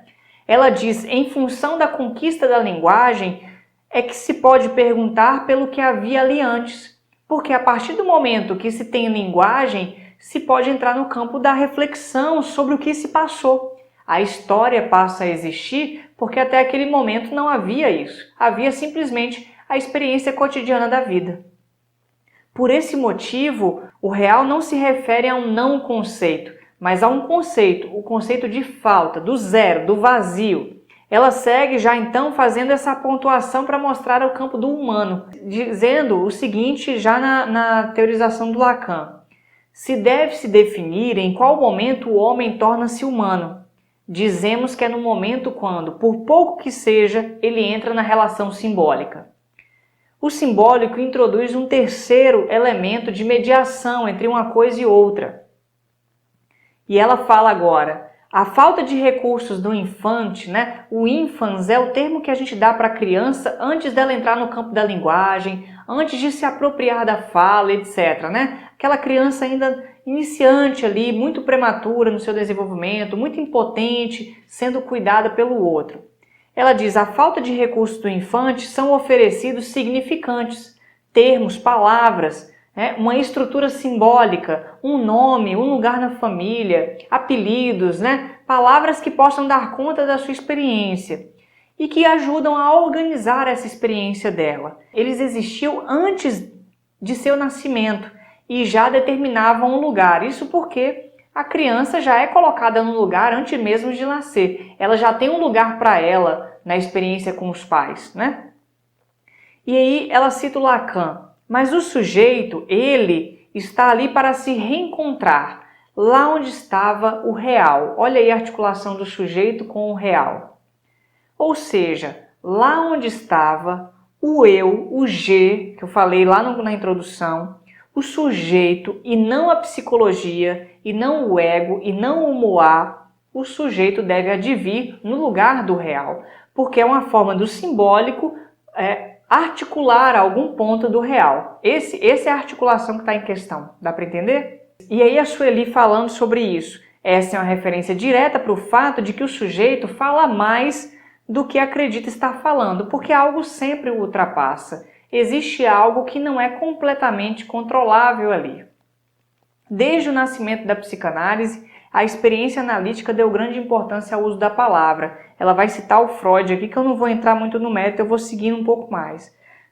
Mas ela diz que o sujeito fala e lhe escapam significações. E Freud desconfia que tem um outro significado nos sonhos, desconfia da estranheza em relação ao ato falho, ao xiste, e tenta encontrar alguma coisa a mais. O Lacan diz que tudo vem a fornecer significantes. E aí a gente vai entrar nesse campo para entender o que são os significantes. A Sueli diz que o sujeito do inconsciente se expressa por meio dos significantes. Eu não sei se se expressa, até porque lá embaixo ela vai colocar em questão, e o Lacan também questiona a palavra expressa, no sentido de que a linguagem não expressa nada, ela revela, ela tira o véu do real, ou ela ao mesmo tempo tenta encobrir tirando, ela tira mas encobre ao mesmo tempo, E ela continua falando, aqui se trata do trabalho analítico, sendo que a linguística é usada como apoio, analogia ao que sucede. E aqui ela vai colocar algumas citações do Lacan. O Lacan fala assim, o significante é uma dimensão que foi introduzida pela linguística. Ela introduz na palavra uma dissociação, graças à qual se funda a distinção do significante e do significado. Só abrindo parênteses, o Ferdinand de Saussure, que foi o linguista que deu base para essa discussão toda, ele propôs que a palavra, ou melhor, o signo linguístico, fosse composto de dois elementos. O significante, enquanto a imagem acústica, a impressão acústica do som, e o significado, que é o conceito abstrato. Então, quando eu falo uma palavra como cavalo, eu tenho ao mesmo tempo o significante, cavalo, a sonoridade disso e a impressão que isso provoca, o significado do cavalo que eu tenho na minha experiência, que eu guardo comigo, e o objeto, cavalo, que nem precisa estar perto. Ou seja, o objeto pode faltar, basta o signo. O Lacan aqui está falando então que a linguística introduz uma dissociação na palavra entre o significante e o significado. é que quando se fala, fechei parênteses, né? É que quando se fala, isso significa, passa a ganhar significação. Isso comporta o significado. E além do mais, isso só se sustenta até um certo ponto pela função de significação. Porque é a função de significação que sustenta o significado. O significado é aí que é a grande questão. Enquanto na linguística o Saussure fala que o significante e o significado estão sempre articulados, o Lacan diz que o significado ele está sempre submetido ao significante. É o significante que vai dar o significado ao final. O significado não é uma instância que tem uma vida própria sem o significante. Distinguir a dimensão do significante, o Lacan ainda falando, só ganha relevo ao se colocar que o que vocês entendem no sentido auditivo do termo não tem nenhuma relação com o que isso significa. Porque uma coisa é a escuta do significante, outra coisa é o objeto, outra coisa é o significado. Dá para entender? Ainda o Lacan, que o significado nada tem a ver com os ouvidos, mas somente com a leitura do que se ouve de significante. Olha que importante a leitura aí, que eu tenho apontado muito a questão do ler, porque a leitura na verdade é uma escuta do significante. O significado não é o que se ouve. O que se ouve é o significante. O significado é o efeito do significante. Portanto, eu tenho que escutar o paciente para que alguma coisa compareça. É nesse sentido que o significante não tem um significado próprio na teoria do Lacan, diferentemente na teoria do Saussure. No Lacan, o significante vai adquirindo significado na fala. Na medida em que se fala, o significado é capturado e se perde, porque algum novo significante se coloca. Isso significa que o significante significa nada. Ele não tem uma significação própria. Então, quando o paciente fala algo e a gente está escutando, a gente não tem que tomar o que ele está dizendo como significados. A gente tem que tomá-lo como significante, que pode dar abertura para outros assuntos. Eu vou dar um exemplo, para não ficar tão abstrato. Quando eu estava um dia na análise, há um bom tempo, eu cansado de escutar analistas sempre me perguntando se eu estava bem, né? Quando a gente se cumprimenta, e aí, tudo bem? Eu chegava e entrava, eu ficava irritado, porque eu falava, eu estou aqui porque eu estou mal, né? E aí, numa dessas situações, ela perguntou, e aí, tudo bem? Aí eu falei, tô bem, deitei no divã, bem. E aí ela escutou o significante ali, porque ao invés de escutar o significado de bem enquanto bem-estar emocional, ela escutou um sino tocando bem. E ela falou, parece um sino. Imediatamente me veio a lembrança de um sino, ou seja, ela pegou aquela fala que podia estar presa no significado e atribuiu o seu valor de significante para apontar para outra significação. E eu também já fiz isso várias vezes com os meus pacientes. Estou trazendo o meu caso porque é melhor falar de mim, né? Melhor falar de mim do que dos outros. Que esse é o intuito da análise, né? Então dá para entender a diferença aí do significante para o significado? Se eu falo para você, cortei o punho, você sabe do que eu estou falando? Você pode pensar, cara, ele cortou, se machucou. Eu posso falar que eu estava fazendo uma costura e aí eu cortei o punho da camisa. Entende? Então, não dá para eu, enquanto um analista, ter de antemão uma noção do que o paciente está falando. Eu tenho que escutar com os ouvidos bem abertos, para que eu possa escutar as reverberações dos significantes, ao invés de ficar preso nos significados. Então, se o paciente fala, na teoria lacaniana, alguma coisa e eu digo, isso aí é isso mesmo, isso tem a ver com tal coisa, eu li isso e tal coisa, você está preso no significado. Dá para entender isso? Então vamos lá. Continuando aqui, a Sueli fala, a palavra surge como revelação e não como expressão. Aí a coisa da expressão. Porque uma das formas de entender a função da palavra, da linguagem, é que ela tem uma função de expressar aquilo que a gente gostaria de expressar. Mas o Lacan, a partir da teorização que ele traz, ele vai mostrando, inclusive a partir do Heidegger, que a palavra não tem só a função de expressar, no sentido de que eu vou expressar algo que está dentro de mim. Ela revela a revelia do que eu próprio sei. Ela revela para além do que eu imagino. ela revela para além do que eu quero dizer. Então eu quero dizer algo para você, eu começo a falar e me embanando, uma palavra sai esquisita e eu digo, caramba, não era isso que eu queria dizer. Ela já revelou alguma coisa a mais do que eu queria dizer. Então a função da palavra não é só de expressão no ser humano. Ela não é uma linguagem sinal, uma linguagem comunicação. Ela é uma linguagem revelação, porque ela revela uma novidade, inclusive de mim mesmo. E aí está a teoria do Dasein do Heidegger, né? Na medida em que o Dasein, o ser aí, é o fato de que o humano ele é banhado pela linguagem, ele é marcado por um funcionamento, por um processo que vai além da própria consciência. E ele precisa voltar-se para a sua linguagem para refletir sobre ela. Dá para entender? É isso que o Lacan, me parece, captura para pensar o campo psicanalítico também. Só que ele vai articular isso, paradoxalmente, à teoria estruturalista, que não tem sujeito, né? Ele traz o sujeito de um e o vazio do outro, enfim. Ela fala, então, citando Lacan, pois a função da linguagem não é aí de informar, mas a de evocar, porque alguma coisa nova surge, aí que está o poder da linguagem.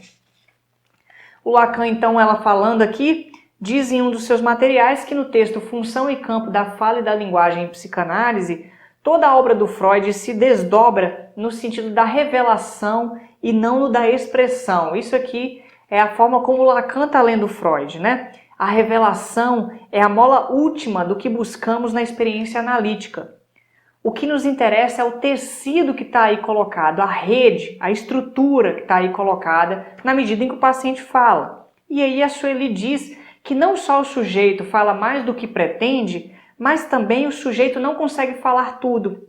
Nesse sentido, pensando na articulação do simbólico com o real, o simbólico não é capaz de alcançar, coincidir completamente com o real. Alguma coisa sempre sobra, alguma coisa não é traduzido em palavras, alguma coisa sempre falta e a gente tem que manejar isso no contexto da análise, porque o paciente vai falar em algum momento, né? Não sei o que dizer, não vem nada na cabeça, me falta palavras, não sei nem que palavra dar diante disso, ou seja, ele esbarra no real, ou vem a angústia, ou vem o silêncio, etc., né? Já numa outra leitura, já não é mais o recalque enquanto uma resistência ao processo, é uma resistência enquanto dificuldade, enquanto impossibilidade, dá para entender? Diante do real. Olha como é que é diferente isso para a leitura do Freud, que vinha como uma resistência à análise, à associação livre. Não é uma resistência porque tem um mecanismo interno que evita por conta do sofrimento. É uma resistência por conta da impossibilidade do simbólico abarcar o real. Olha só como é diferente uma coisa da outra.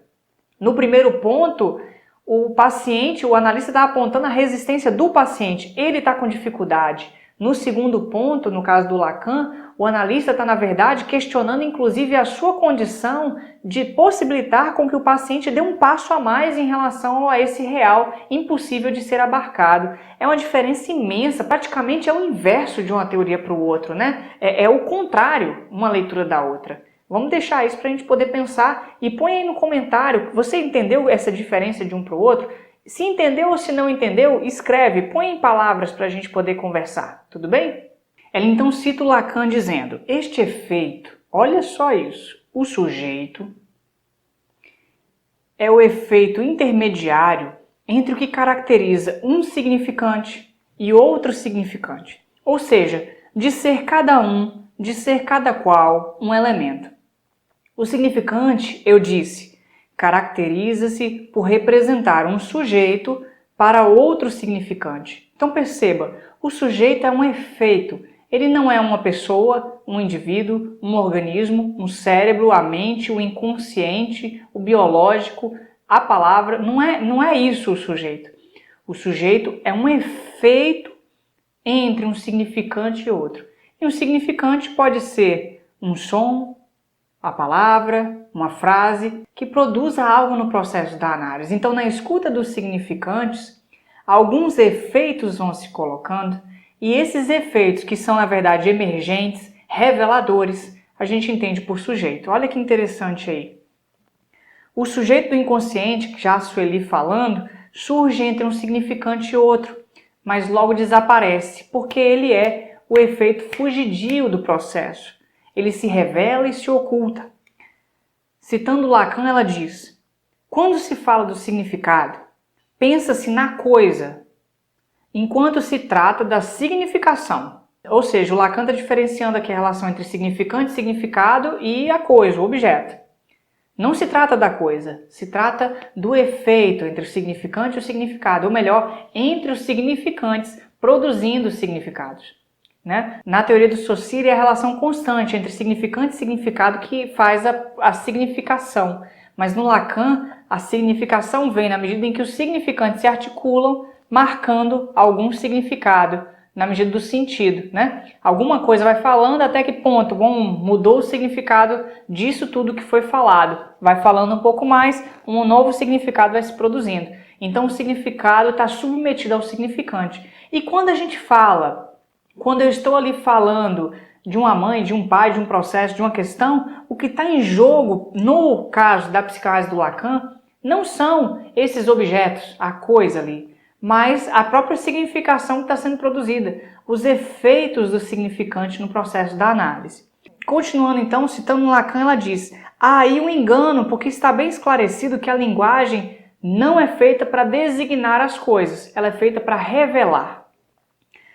Aí ela vai fazendo uma mudança, ela fala: eis o ponto de diferenciação e de articulação entre o registro do real e o do simbólico. Então você já entendeu a questão do que é o real, o que é o simbólico, como assim, basicamente, né, em termos superficiais.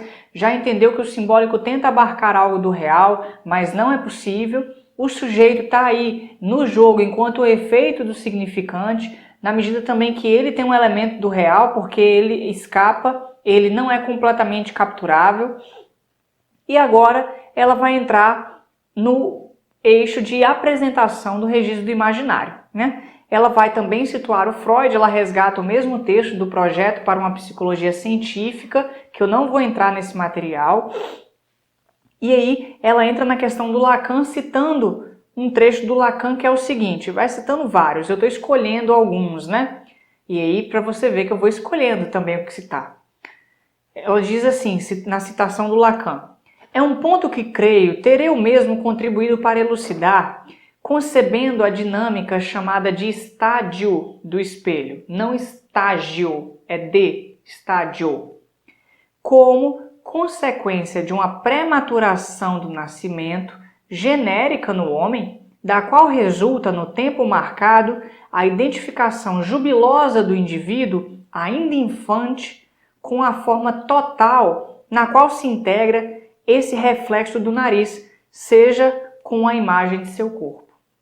Ou seja, Lacan usa a ideia do estágio do espelho como um momento, estágio para diferenciar de estágio, sabe? Estágio de desenvolvimento, uma etapa do desenvolvimento. O Lacan tira a ideia de um estágio enquanto uma etapa para pensar num estágio enquanto um momento, um tempo, sabe? Um acontecimento ou um estado que se produz ali, em que a criança, ainda infante, ou seja, fora ainda do eixo da linguagem, ainda sendo submetida a esse campo da linguagem, ela faz um movimento de identificação com uma imagem que faz com que ela dê um passo importante na sua constituição subjetiva.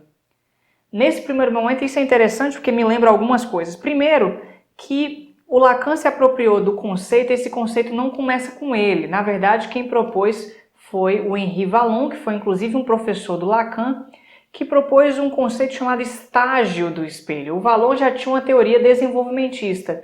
Ele tinha uma teoria biopsicossocial com uma base marxista dialética para pensar que o desenvolvimento infantil, o desenvolvimento humano, ele se dá em função de um conjunto de crises e de processos dialéticos, articulando aí emoções, inteligência, ação, cognição, etc. Ele se inscreve numa dessas teorias do desenvolvimento, tal como o Jean Piaget e o Levi-Vygotsky. Ou seja, são todas teorias do desenvolvimento, uma mais interacionista focada na construção dos construtos psíquicos, no caso do Piaget, ou construtivista, uma mais interacionista focada nos processos sociais, no caso a do Levi-Vygotsky, né, sócio-interacionista, que a gente chama, e a do Henri Vallon, que é uma teoria também que tem uma base marxista, como a do Vygotsky, que tenta articular aí o desenvolvimento em função das questões da emoção. Ele coloca muito foco nisso e para ele tem um momento no desenvolvimento chamado prova do espelho e estágio do espelho, que é quando a criança, diante da imagem do outro, ela captura um conjunto de apreensões ali que ajudam ela a poder se desenvolver melhor. O Lacan se apropria disso, tira do contexto de um estágio de desenvolvimento, porque o Lacan não gosta da ideia de estágio de desenvolvimento. Eu falei sobre isso lá no Psicanálise Paralela, acho que foi no 11 mesmo, que é quando ele critica todos esses autores que falam da ideia de um desenvolvimento, sendo que o sujeito não se trata de desenvolvimento nele, é uma questão da estrutura da linguagem. E nesse sentido, é a estrutura da linguagem que marca a constituição. Então não existe um desenvolvimento biológico, mas na verdade é a marcação da estrutura da linguagem que vai apontar quais são os elementos a serem organizados.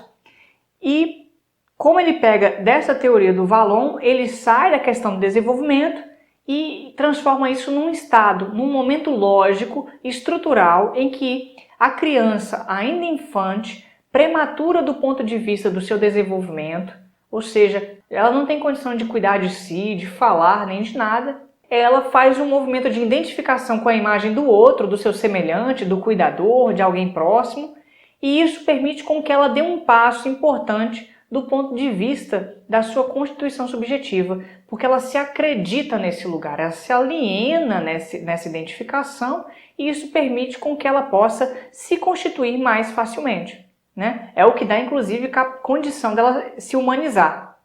E isso faz com que ela fique no jogo do conflito com o outro. E aí a gente vai seguir um pouco mais, eu vou falando daqui a pouco. O Lacan continua. É no movimento de básculo. Básculo é esse movimento de abre e fecha da porta, né? Alguma coisa que vai para um lado e para o outro. De troca com o outro, que o homem se aprende como corpo, como forma vazia do corpo. E aqui eu acho que tem uma autora que ajuda a gente a entender, que é a Françoise Dolto. É uma psicanalista contemporânea e próxima do Lacan, que propôs a ideia de imagem inconsciente do corpo. Lacan também gostou muito disso, porque ele estava discutindo junto, enfim, né, a partir da questão do imaginário. E a Dolto, ela faz uma diferença entre o esquema corporal e a imagem inconsciente. Ela diz, do ponto de vista do esquema corporal, todos nós, no geral, temos algum desenvolvimento. O desenvolvimento neurológico e corporal ele vai se realizando. Mas isso não significa que a imagem inconsciente está se constituindo ou que está se constituindo da mesma forma. Porque enquanto o esquema corporal ele é neurobiológico e dependente das relações sociais do desenvolvimento, a imagem inconsciente é completamente dependente da relação com o outro, com o semelhante. É nesse sentido que uma criança que tem um esquema corporal com problemas, por exemplo, faltou algo no seu desenvolvimento, perdeu uma perna, perdeu isso, pode ter uma imagem inconsciente bem estruturada. Ou o contrário, uma criança com um esquema corporal desenvolvido naturalmente, normalmente, melhor dizendo, pode ter uma imagem inconsciente angustiante, sofrida e despedaçada. Porque a imagem inconsciente faz parte da identificação com o outro, portanto está ligada ao afeto, ao cuidado, ao carinho, ao capricho, aos conflitos, etc. Dá para entender um pouco a questão do que é a imagem que está aí colocada? O Lacan continua aqui na citação que a Sueli disse. Esta anterioridade não é cronológica, mas lógica, não está no tempo, ela é estrutural, ela é marcada numa lógica de uma estrutura de funcionamento, portanto, não importa quando acontece. E só fazemos aí uma dedução, porque a gente está deduzindo que isso acontece. É uma suposição, é um modelo abstrato de compreensão. Ela não é menos fundamental, pois nos permite distinguir os planos do simbólico, do imaginário e do real, sem os quais só se pode avançar na experiência analítica usando expressões que confinam ao místico. Ou seja, olha o Lacan criticando a ideia do místico aí e tentando buscar algo que seja concreto, algo que permita pensar esses processos a partir da lógica das estruturas. A Sueli então diz, o estágio do espelho decorre da impossibilidade do infante ser autossuficiente e o que faz é se dirigir a um outro, seu semelhante, para que, por meio da sua identificação com o outro, ele possa captar quem ele é. Óbvio, ele não está captando quem ele é, ele está captando quem o outro quer que ele seja, quem o outro diz que ele é. Ele se aliena a esse lugar que o outro está dando a ele. Sente triunfo em relação a isso porque ele ganha uma imagem total que é uma ilusão. Mas essa imagem total produz uma experiência de satisfação e de fascinação muito importante. Ela diz então que é desse modo de troca com o outro que a criança apreende sua própria imagem, sua forma corporal a partir do campo imaginário. Tendo seu semelhante lhe emprestado uma imagem de si mesma, é no outro, através do outro e pelo outro, porque ela continua precisando do outro, que ela perceberá o que lhe falta. E é nesse sentido também, por consequência, que essa imagem vai apontar para o surgimento do desejo. Porque na medida em que a criança se identifica a essa imagem do outro ali colocado e pode reconhecer algo de si, o seu desejo também está preso a esse outro. E aí ela cita aqui o Lacan para falar disso. O sujeito percebe e reconhece originalmente o desejo por intermédio não só de sua própria imagem, mas do corpo de seu semelhante. E aqui a relação de eu com o outro é uma relação entre dois objetos, duas imagens ali no espelho, uma se identificando, entrando em conflito com a outra, esperando da outra, querendo, brigando, entrando ali nesse jogo imaginário com o outro, que é o campo aí das ilusões, do eu imaginário, do que o Lacan chamou de moi, do ego, né? Dá para entender essa distinção entre os dois campos aí? Ela continua aqui citando Lacan dizendo: o que reconhece e fixa nesta imagem do outro é um desejo fragmentado, e o aparente domínio da imagem do espelho lhe é dado, ao menos virtualmente, como total. É um domínio ideal, mas não é de fato um domínio, alguma coisa sempre escapa a isso, e aí a gente está já na questão do real. A Sueli continua dizendo que, portanto, para o Lacan, o eu, o ego, o moi, é um objeto de desconhecimento, é um objeto no sentido de objeto de olhar. Objeto que é olhado pelo outro e se acredita ser esse objeto que o outro está olhando. É a mesma coisa quando você está enamorado ou enamorada e você olha para o outro e acredita que o outro é aquilo que você sempre quis, que completa você. Você está olhando para o outro como um mero objeto, um objeto a quem você atribui alguma coisa e o outro às vezes até cai nisso. Até passa uns 2, 3 meses, já era, já não cai mais. Alguma coisa não bateu, tem algo estranho aí, né? Ela continua, essa noção totalizante de um eu, que é corporal, é apreendida ilusoriamente através do semelhante e não da sua própria experiência. Ou seja, a criança se identifica ao que o outro vê nela e não vive a própria experiência de construir o que ela é. Ela fica presa na alienação dessa identificação, que é importante porque constitui o que ela é, porque passa a dar um lugar importante na constituição dela, porque organiza a sua vida. Na medida em que organiza, permite com que ela possa entrar no laço humano também, tá? O infante, então, toma essa imagem que vem do semelhante como seu ideal. O seu desejo está no outro e depende do outro. Olha só como estamos aí na lógica imaginária, preso no funcionamento da relação com o outro enquanto o outro, a pessoinha que está ali conosco, né? O desejo faz alusão a uma falta de ser, porque o ser não está na relação de eu com o outro. O ser diz respeito à questão do sujeito, que é o campo do significante, tá? Ele gera rivalidade, agressividade, porque o outro possibilita um domínio, porém é preciso se submeter a ele, ou seja, eu me identifico ao outro para ter um domínio sobre minha organização psíquica, mas eu estou submetido e alienado ao outro. Daí a gente vai escutar um conjunto de fenômenos que são os fenômenos de rivalidade, de agressividade, de confronto com o outro. Não só agressividade no que diz respeito à agressão, mas a agressividade no que diz respeito a uma tentativa de se separar do outro, né? Quando eu digo, o outro é melhor que eu, tal pessoa, sempre buscando o outro, né? Como se esse outro pudesse ser melhor, mais interessante, ter aquilo que eu não tenho. Ou seja, eu estou sempre na posição faltosa frente ao outro, enquanto o outro tem. E aí, a gente tem que trabalhar isso na análise, colocando linguagem no lugar, né? O Lacan diz aqui, cada vez que nos aproximamos de um sujeito, o sujeito do inconsciente, desta alienação primordial, se produz a agressividade a mais radical, o desejo do desaparecimento do outro enquanto que ele suporta o desejo do sujeito, porque o sujeito está preso a esse desejo do outro, né? O que o outro quis, o que ele quer de mim, por que ele está fazendo isso comigo, tá? O Lacan então fala na citação da Sueli aqui que o sujeito, pelo menos, ele está no mundo do símbolo e ele pode usar o símbolo para articular isso, né? Por isso, o seu desejo é suscetível de mediação do reconhecimento, porque ele pode ir para o campo da linguagem ao invés de ficar preso na relação imaginária. Ele fala que cada vez que se refaz de modo analógico a assunção jubilatória do estádio do espelho, ou seja, que se repete essa experiência lógica, né, estruturante, cada vez que o sujeito é dominado por um de seus semelhantes, pois bem, o desejo retorna ao sujeito, mas retorna verbalizado no contexto da análise, tá? Os desejos da criança passam primeiro pelo outro especular. É por aí que a criança faz a aprendizagem da ordem simbólica e acede a seu fundamento, que é a lei. Ou seja, aqui a gente já está numa articulação entre o registro do imaginário com o simbólico. Ela fala aqui da questão da agressividade, isso que eu falei há pouco, né, citando Lacan, que a agressividade não é a agressão. A agressividade diz respeito a essa relação de alienação com o outro que configura um conflito desse sujeito que está ali colocado. Isso se torna agressão como um ato a partir desse fenômeno imaginário, tá? Então aí isso talvez deve ajudar a gente a entender um pouco mais. Ela então vai fazer uma articulação de cada um dos registros aqui a partir do imaginário. Ela diz assim: como é que então se articulam o simbólico e o imaginário?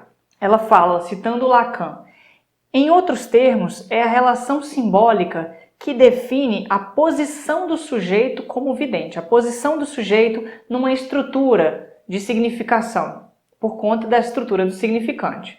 A ordem do símbolo articula, né, os lugares, pai, mãe, filho, criança, nome de família, apelidos, né, relações estão aí colocadas por conta da linguagem.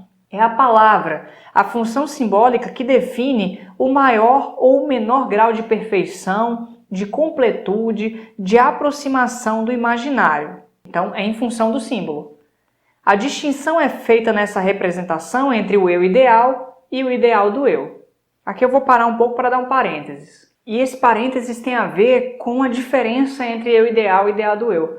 Porque são dois termos presentes nos textos de Freud, que o Lacan se apropriou para poder articular em relação à questão do narcisismo, na distinção entre o registro simbólico e do imaginário. E é interessante porque o Freud tem uma teoria do narcisismo, se você pegar lá o texto O Narcisismo de 1914, você vai ver isso, principalmente no tópico 3 do texto. Nesse tópico, o Freud faz uma distinção entre o eu ideal e o ideal do eu. Não é nenhuma distinção tão evidente assim, mas se coloca, né? Ele fala do ego ideal, do ideal do ego.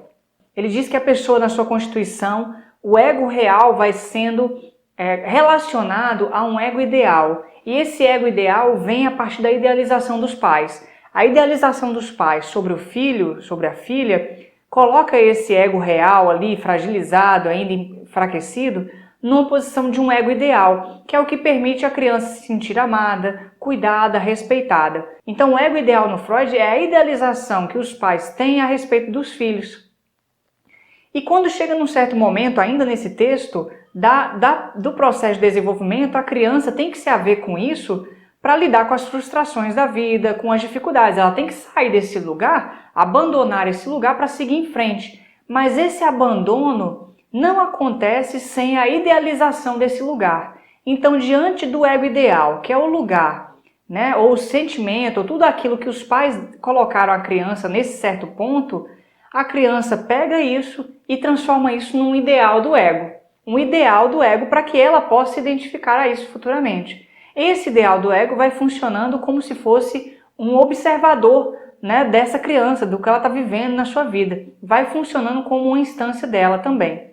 Quando chega no texto O Ego e o Id, que é um texto de 1923, coincidentemente no mesmo tópico, que é o tópico 3, eu até citei esse tópico lá no episódio 21 do Projeto Psicanálise Paralela, eu vou até colocar o tempo aqui, quando eu falo do Édipo normal e do Édipo invertido, porque é nesse tópico que o Freud fala do complexo de Édipo completo. E ali nesse ponto, ele diz que esse ideal do ego, né, ele é o que surge na criança por conta de ela ao passar pelo complexo de Édipo, ela tem que se haver com isso e abrir mão do lugar do ego ideal que ela constituiu na sua vida por conta do que os pais colocaram ela nesse lugar. E ao sair do complexo de Édipo, a criança idealiza isso e transforma isso numa outra instância que ele vai chamar de ideal do ego e que ele nomeia como superego. Então o superego é a idealização do ego ideal que a criança teve no momento que ela vai saindo do Édipo, abandonando um pouco o lugar que os pais deram para ela. O ego ideal é esse lugar. O ideal do ego é já essa idealização do que ficou ali. O Lacan vai pegar esses dois termos e fazer uma outra leitura disso em sua teoria. Ele vai dizer aqui que o ego ideal e o ideal do ego, que na verdade ele tira a palavra ego, né? É o eu ideal e o ideal do eu, estão relacionados cada um a um dos registros. E aí ele diz, o ideal do eu, que no Freud está associado ao superego, né? O supereu, comanda o jogo de relações do qual depende toda a relação com o outro, faz parte da função simbólica. Então a função simbólica dá esse ideal do eu. E desta relação com o outro depende a característica mais ou menos satisfatória da estruturação imaginária. Então, no momento aí que está colocada a estruturação psíquica, o ideal do eu, que é parte da função simbólica, vai marcar os lugares a partir do qual o eu ideal vai se constituir enquanto função imaginária e no estádio do espelho. Dá para entender? Olha só o que a Sueli fala. O ideal do eu no registro simbólico é um ponto ideal em relação ao espelho, que serve de referência para o sujeito se avaliar como eu ideal, imaginário, como aquele que deve ter tudo o que é preciso para ser amado. O ideal do eu, portanto, diz respeito à ordem simbólica como uma referência diante do espelho. Aí o Lacan, obviamente, vai explicar melhor com o experimento do espelho que ele pegou do físico chamado Henri Boas, né? Ele pegou dois espelhos, um espelho plano, eu acho que é um espelho côncavo, para mostrar ali como que os espelhos ajudam a entender a articulação dos três registros, né? Do simbólico, do imaginário e do real. Não vou falar hoje, vou deixar para um outro momento. E aí ela continua, então, falando dessa distinção entre os dois elementos. Perceba, no momento que o Lacan tira o ideal do eu e o eu ideal da obra do Freud, ele dá uma outra cara para os dois termos. Então a gente pode até entender o que o Freud fala, mas já não é mais a mesma coisa quando o Lacan utiliza os dois. Dá para entender isso? Ele está fazendo uma apropriação, uma releitura desses conceitos. E aí ela agora vai falar da articulação não mais do imaginário com o simbólico, mas do imaginário com o real. E ela fala que como é que os dois se articulam? O espelho tem uma dupla função. A imagem que é ilusória, ela vai encobrir o real. Ela encobre alguma coisa do real. São os engodos do semelhante, as ilusões, porque o eu mesmo, de fato, é um vazio. O eu está articulado também ao real, né? O eu enquanto sujeito do inconsciente. O eu está numa articulação entre o simbólico e o real, enquanto o eu, o ego, está numa articulação do imaginário. Então o imaginário tenta recobrir um pouco esse real para poder não ficar só o vazio, colocando aí a questão da identificação com o semelhante em função da ordem simbólica que está ali colocada. Olha eu tentando falar, articulando os três registros. E aí ela fala, como foi visto antes, o imaginário cobre o real, porém o simbólico também tem a sua participação. É esse o ponto, né? Ela então fala, de que maneira então o imaginário encobre o real? Ela fala, isso aqui é Lacan no primeiro seminário, depois ele vai mudando essas leituras, né? Os objetos reais, que passam pelo intermédio do espelho e através dele, estão no mesmo lugar que o objeto imaginário. É o próprio da imagem o investimento da libido, né? Nesses objetos reais. E ele vai distinguir, então, o objeto imaginário e o objeto real, né? Citando aqui o Lacan, ele diz assim, a cada ponto dado no espaço real, corresponde um ponto e só um em outro espaço, que é o espaço imaginário, por conta do espelho. Você tem, no momento do espelho, o objeto, ele vai fazer uma distinção entre o objeto real e o objeto imaginário. Eu tinha que ter um dia só para falar sobre isso, porque o estágio do espelho pede muito tempo. e pede inclusive o espelho para poder explicar, por isso o espelho aqui, eu acho que ajuda a gente a pensar em termos do que é o objeto, do que é a imagem aí colocada, né? Ele vai fazer um uso dos espelhos para mostrar essas distinções, mas ele fala nesse sentido que a superposição faz com que a ilusão se realize, porque o imaginário passa a cobrir o real e na medida que o imaginário cobre o real, alguma coisa é possível constituir-se ali. É o que a gente falou do próprio estágio do espelho. Isso é o estágio do espelho, né? Na medida em que a criança se identifica a imagem do outro como se fosse ela própria, enquanto objeto real. Ou seja, aquilo que para ela está desorganizado psiquicamente ganha uma organização em função da identificação com essa imagem a partir da estruturação dos lugares que o simbólico situa. Portanto, os 3 registros estão relacionados, né? Lacan, ainda falando, diz assim: na relação do imaginário com o real, tudo depende da situação do sujeito. Ou seja, na relação do imaginário com o real, depende da ordem simbólica. O sujeito está no simbólico. E a situação do sujeito é essencialmente caracterizada por seu lugar no mundo simbólico, dito de outro modo, no mundo da palavra. Tudo bem? Então esse é o ponto de articulação. A Sueli ainda vai falar sobre o inconsciente e o eu, falando, né, da relação entre o inconsciente e o eu, dizendo que o inconsciente escapa por completo a esse ciclo de certezas no qual o homem se reconhece como eu, como ego, né, o moá. É fora deste campo que existe alguma coisa que possui todo o direito de expressar-se por G, ou seja, o eu faz parte do inconsciente, que é simbólico, enquanto o imaginário diz respeito ao eu, moá, o ego, tá? Ela fala, citando Lacan, né? O sujeito está descentrado em relação ao indivíduo, na medida em que o indivíduo não se coincide, né, com o sujeito. Então ela vai colocando aí para ir fazendo os encerramentos e fala: explicitados os 3 registros que determinam o funcionamento psíquico do sujeito dentro das referências da teoria do Lacan, fica a pergunta: como se caracteriza o início de um processo psicanalítico? Que é o que ela vai dar de continuidade. E que, se tudo der certo, a gente vai discutindo ao longo do tempo, né?